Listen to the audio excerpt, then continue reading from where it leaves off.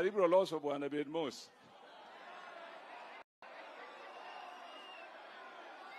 We can do it, ama sivyo? We can do it, ama sivyo? Sawa sawa. Secondly, the youth of this community and of Kisumu County in general look forward to this project.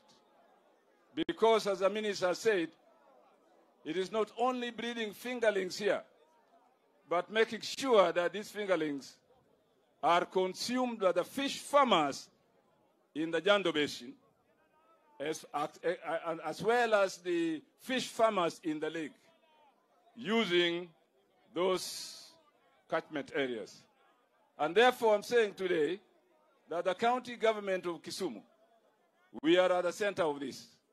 And we shall work closely with the national government in ensuring that this project succeeds. Ama sivyo?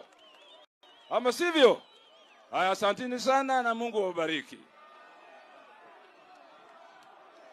I want to introduce my colleagues.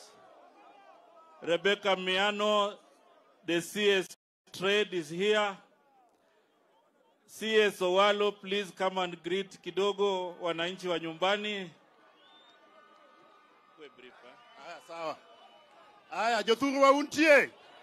Jothuru wa umor. Jothuru wa uil. Ere jamoro wako president kane ane lwetu malo. Asante. Your Excellency, langu ni kwa kushukuru sana kwa kushughulikia maneno ya maendeleo katika eneo hii ya Nyanza.